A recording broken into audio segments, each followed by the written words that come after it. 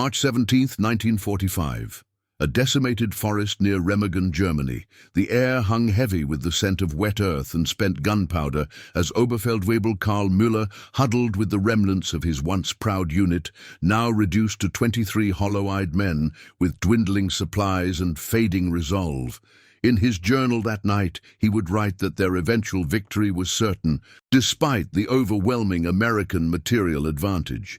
The chocolate bar he'd been saving for 3 months remained carefully wrapped in his breast pocket, a luxury he planned to savor upon their triumphant return to Berlin.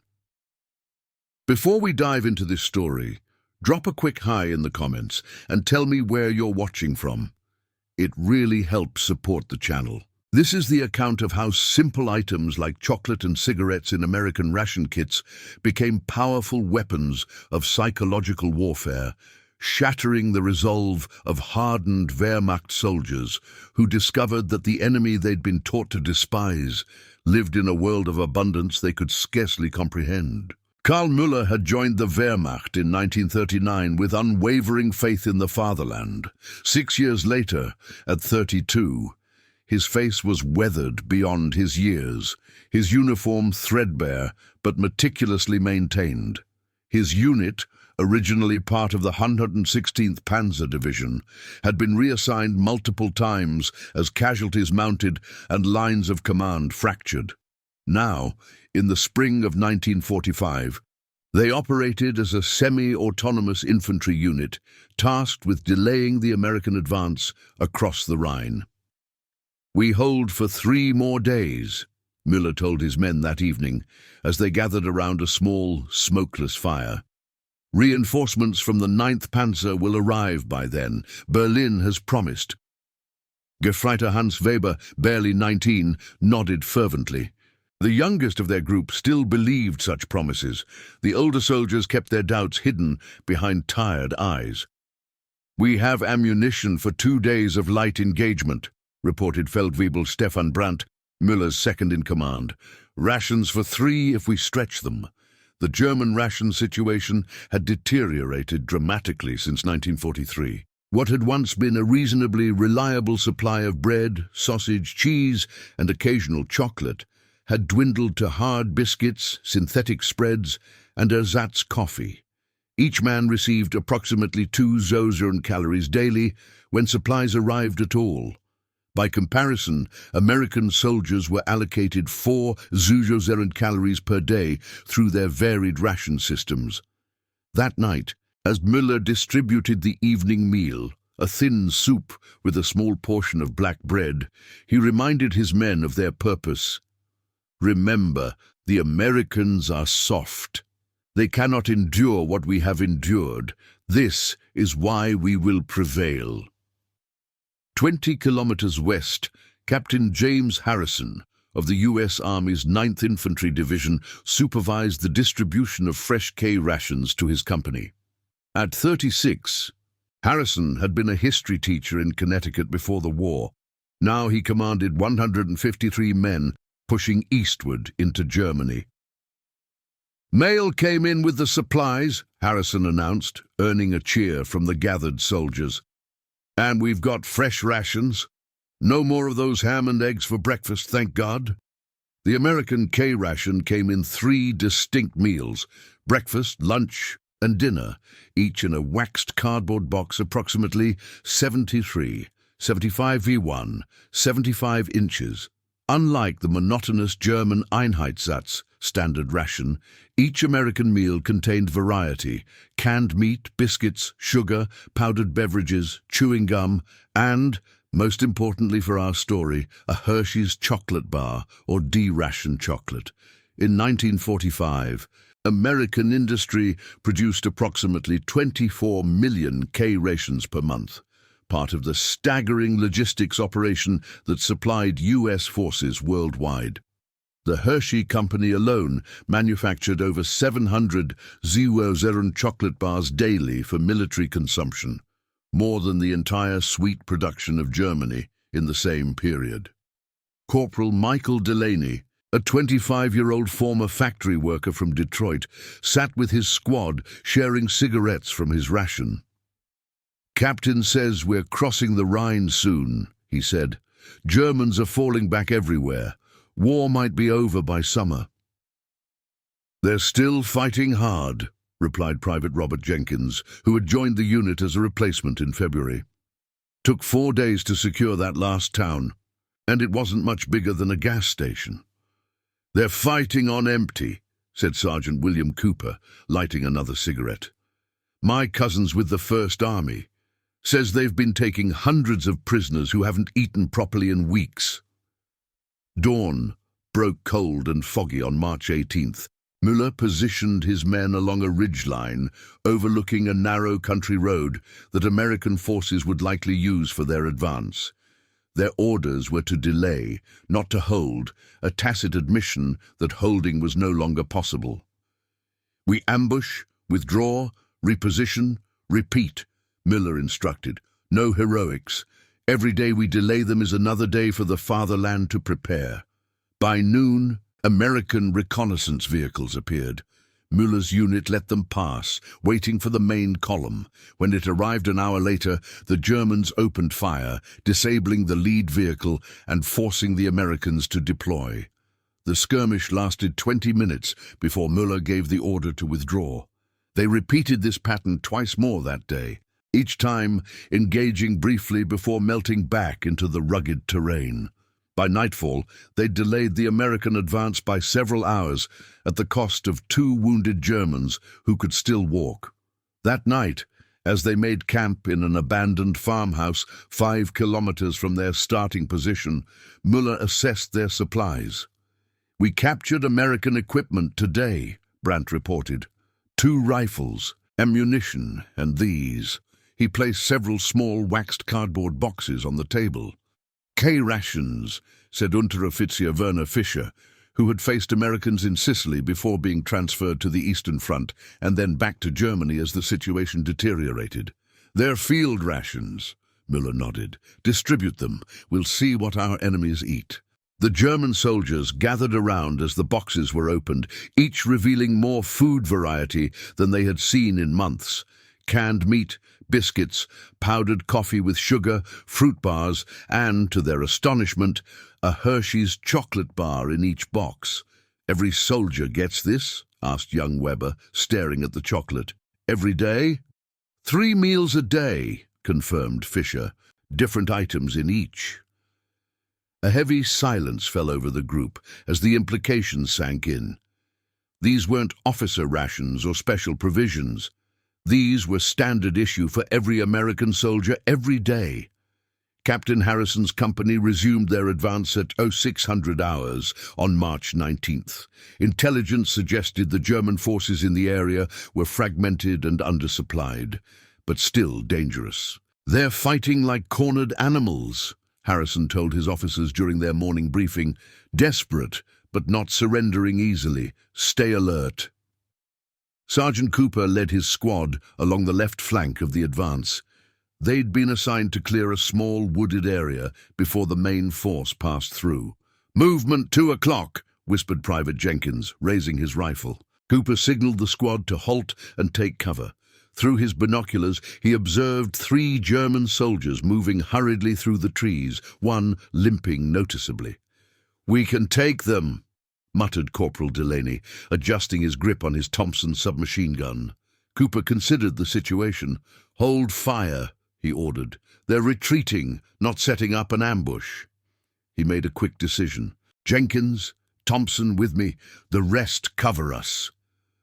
Cooper approached with his rifle lowered but ready, calling out in basic German phrases he'd learned, "Hände hoch! Surrender! We have medical supplies!" The Germans froze, then slowly raised their hands. The wounded soldier nearly collapsed with relief. Within minutes, Cooper's men had disarmed the Germans and radioed for instructions. The prisoners would be sent to the collection point with the next supply truck. "Been fighting 3 weeks straight," the wounded German told Cooper through broken English. "No resupply. Commander says hold, but nothing to hold with." As the Americans provided first aid and rations to the prisoners, Cooper noted how the Germans stared at the K rations with a mixture of disbelief and shame. The wounded soldier nearly wept when handed a chocolate bar. Meanwhile, Müller's remaining unit had taken position near a strategic crossroads. Their ammunition was running critically low after yesterday's engagements. Morale, too, was deteriorating. "The Americans will be here by mid-afternoon," Müller told his men. "We hold until dusk, then withdraw toward the ridge to join with other units." Private Weber approached hesitantly. "Herr Oberfeldwebel, may I speak freely?" Müller nodded. "The Americans, they eat better than our officers," Weber said quietly. "Their ordinary soldiers have chocolate every day. Is this why we cannot win? Because their factories make chocolate while ours make—" He faltered. "We fight for the fatherland, not for chocolate," Müller replied sharply. But the doubt had already been planted. He'd seen the look in his men's eyes when they'd examined the American rations, not just hunger, but dawning comprehension of what they were truly facing. In 1944, German propaganda had described Americans as undisciplined and soft, weakened by luxury and unable to endure hardship. The K-rations told a different story. America was so abundantly productive that it could afford to send chocolate, cigarettes, and varied foods to every soldier, every day, in the millions, across thousands of miles of ocean. By contrast, German military production had peaked in 1944 despite Albert Speer's efforts, producing approximately 28 Zu-100 aircraft and 18 Zu-100 tanks that year. The United States, meanwhile, manufactured 96 Diaries aircraft, 17 500 tanks, and 7 million tons of shipping, all while supplying its military with billions of calories in chocolate, meat, and other high-quality rations. Captain Harrison received reports of German prisoners throughout the morning of March 20th. His company had advanced 12 kilometers in 2 days, slower than hoped, but steady. "They're surrendering in smaller groups now," his intelligence officer reported. "2 here, 3 there. Most are in terrible condition. Hungry, exhausted, low on ammunition." Harrison nodded. "And the resistance?" "Still determined in some sectors. They're following a delay strategy, not trying to hold ground." "Smart," Harrison acknowledged, "but unsustainable without supplies." Sergeant Cooper approached with additional information. "Sir, the prisoners are talking. Apparently finding our K-rations has been affecting morale.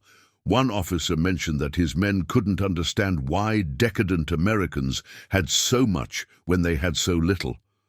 Harrison considered this. Psychological impact of material superiority, not something you learn about at West Point. Later that day, Müller's position came under artillery fire. American forces had located them faster than expected. 2 of his men died in the initial barrage. 3 more were wounded. "Withdraw!" Müller ordered, helping a wounded soldier to his feet.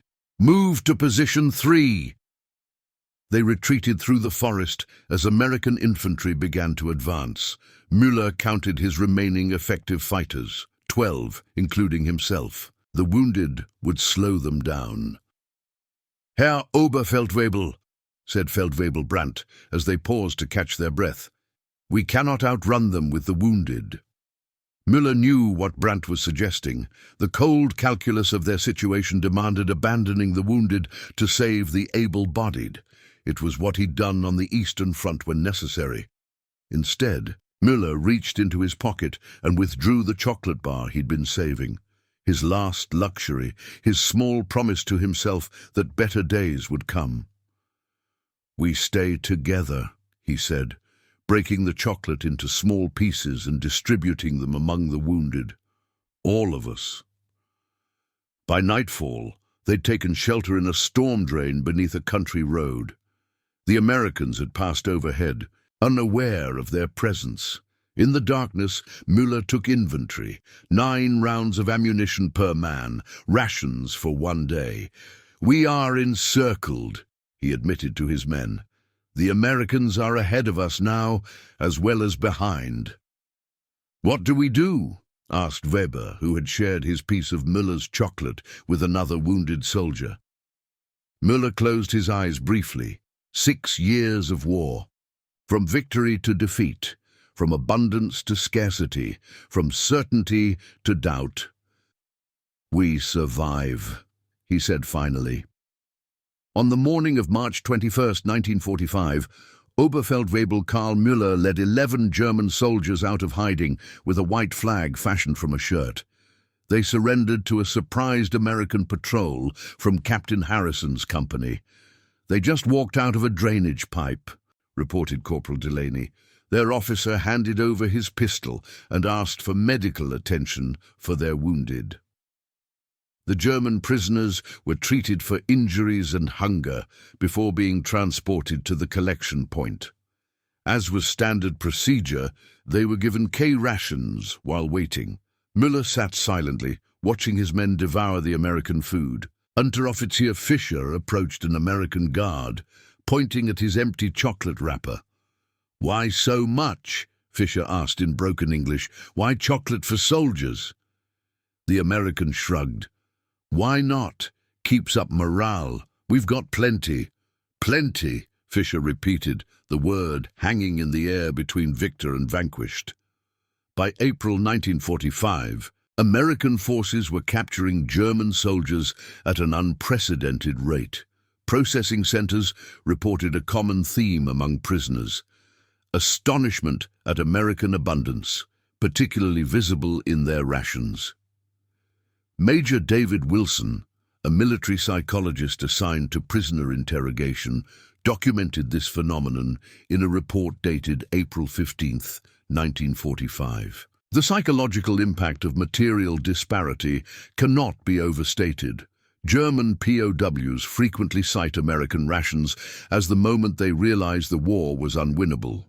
One prisoner stated, "When I saw that every American soldier received daily what only our officers got monthly, I understood why we were losing."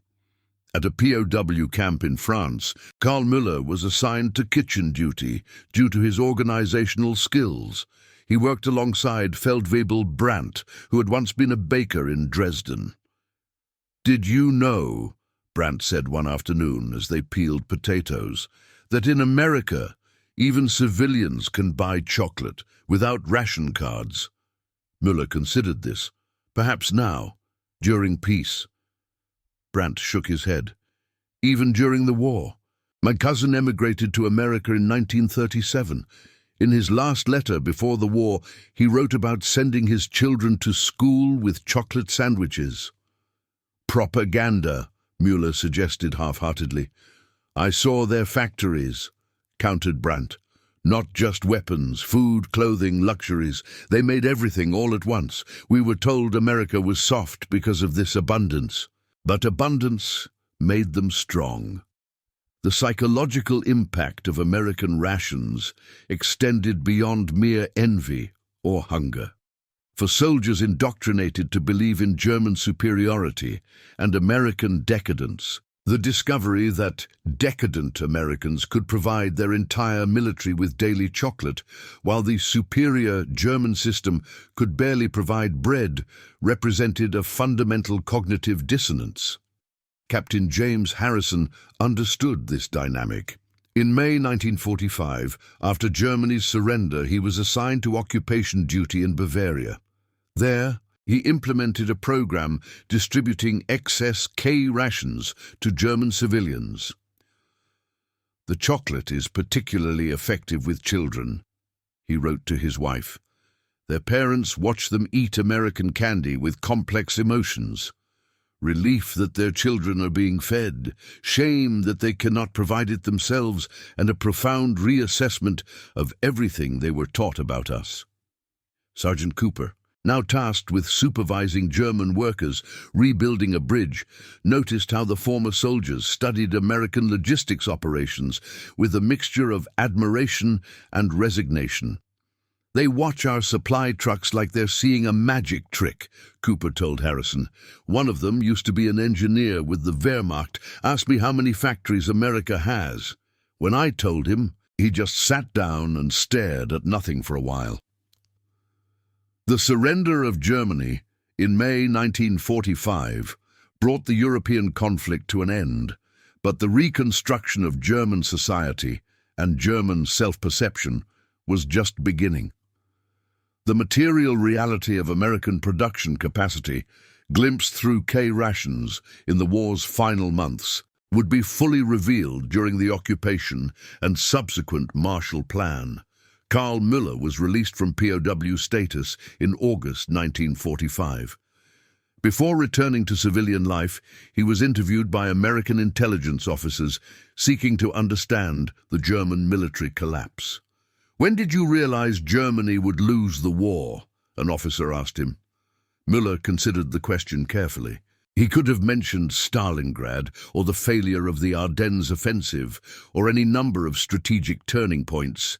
Instead, he said, "When I opened an American ration box, you must understand, we had been told that America was all show, no substance, that your soldiers were soft, your equipment flashy but ineffective.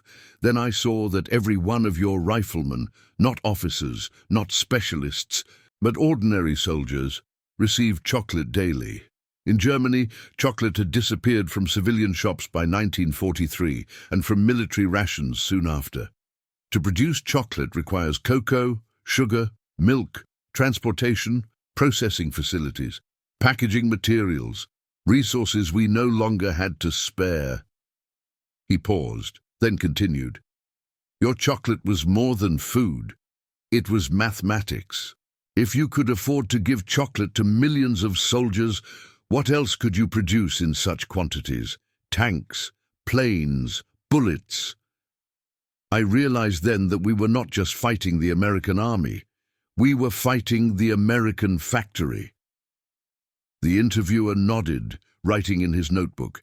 Müller added, "The worst part was explaining to my men why they had so little while you had so much. They had been told it was because Germans were sacrificing for ultimate victory. But your chocolate said otherwise." After the war, Hershey's company records revealed they had produced over 3 billion ration units containing chocolate for military use between 1940 and 1945. In the same period, the entire German confectionery industry produced less than 40 million chocolate items for military consumption, a disparity of 75 to 1. This production gulf extended beyond chocolate to every category of military and civilian goods. By 1944, American factories produced 17 times more military aircraft than their German counterparts, 8 times more ammunition, and 20 times more motorized vehicles, all while maintaining civilian production at near pre-war levels. In October 1946, Karl Müller found work as a translator for American occupation authorities in Frankfurt. The position came with access to the military exchange store, where, for the first time since before the war, he could purchase chocolate freely. He brought home a Hershey bar for his sister's children, watching their faces light up at this extraordinary treat. Their mother, his sister Greta, examined the chocolate with a complex expression. "This is what you surrendered for?" she asked quietly when the children had left the room. "No," Müller replied. "I surrendered because of what this represented. One chocolate bar means nothing. Millions of them, sent thousands of miles to be given to every soldier every day. That means everything." Throughout the post-war years, as Germany rebuilt under the Marshall Plan, American abundance became not just an aspiration, but a demonstration of a different economic and social model. Former Wehrmacht soldiers who had first encountered this reality through K-rations now saw it expanded to civilian infrastructure, consumer goods, and industrial capacity. Hans Weber, the young private who had served under Müller, eventually found work in a newly established chocolate factory in West Germany, one of many food processing plants built with American assistance. By 1955, he had risen to production manager. "We make 15,000 chocolate bars daily now," he told Müller when they reconnected at a veterans gathering. "Before the war, this would have seemed impossible to me. Now it seems insufficient." Müller smiled. "And who buys all this chocolate?" "Everyone," Weber replied. Factory workers, office clerks, school children. Chocolate is no longer a luxury here. Die Ziel, the Wirtschaftswunder, the economic miracle of post-war West Germany, transformed the country from a war-shattered ruin to an industrial powerhouse within a decade. Former soldiers who had once broken down at the sight of American abundance now participated in creating German abundance.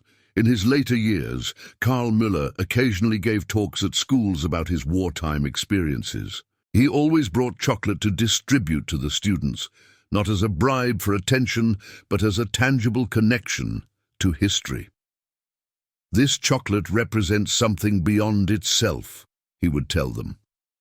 When you can produce more than you need, when comfort becomes commonplace, when luxuries transform into everyday expectations, this is the true foundation of peace. Captain James Harrison returned to teaching history in Connecticut after the war. In his classes, he often used the example of K-rations to illustrate how wars are won not just on battlefields, but in factories, farms, and logistics chains. The German army wasn't defeated by better tactics or braver soldiers, he would tell his students. They were defeated by American farmers growing wheat, American dairy cows producing milk, American sugar refineries, American trucking companies, American candy makers, American packaging plants, American shipping, and American logistics. Every Hershey bar in a K ration represented all of that, an entire economic system that Germany couldn't match. By the 1960s, when Hershey bars were available in vending machines throughout West Germany, few remembered their former psychological impact. They had become just another consumer product in an economy of abundance. But for Karl Müller, chocolate never lost its significance. Each year on March 17th, the anniversary of that night in the forest near Remagen, he would purchase a Hershey bar and divide it into 23 pieces, one for each man who had been under his command that night. He would eat one piece and discard the rest, a private ritual of remembrance for those who had lived and died in a time of scarcity. In 1985, 40 years after the war's end, Müller received a package from America. Inside was a preserved K-ration from 1944, sent by William Cooper, the American sergeant who had been among the first to capture German soldiers from Müller's unit. "Found this in my attic," Cooper's note read. "Never opened. Thought you might want it as a memento of the day everything changed." Müller placed the K-ration on his bookshelf, next to his wartime journal and his discharge papers. The small waxed cardboard box contained not just food, but a pivotal moment in history, the point when the mathematics of industrial capacity overcame the geometry of tactical maneuver, when abundance proved mightier than discipline, when chocolate became a weapon of war. In his final interview before his death in 1995, Müller reflected on the transformation of Europe from battlefield to economic community. "Young people today cannot imagine a time when chocolate was rare," he said. "They cannot conceive of soldiers weeping at the sight of a candy bar. But in that moment of surrender, looking at American rations, we weren't just surrendering our weapons. We were surrendering our understanding of the world, a world where sacrifice was necessary, where scarcity was noble, where hardship built character." He smiled slightly. "Now Germany exports luxury automobiles and fine chocolates. We learned the lesson of abundance well." The ultimate legacy of the K-ration was not military but cultural. The same industrial capacity that produced chocolate for soldiers later rebuilt Europe through the Marshall Plan, established global trade networks, and created the consumer economy that defines the modern West. And for Wehrmacht soldiers who discovered chocolate in every American ration, that moment of revelation, the moment they broke down, represented more than defeat. It represented the first glimpse of a different future, a world where abundance rather than scarcity would define daily life. And that concludes our story. If you made it this far, please share your thoughts in the comments. What part of this historical account surprised you most? Don't forget to subscribe for more untold stories from World War II, and check out the video on screen for another incredible tale from history. Until next time.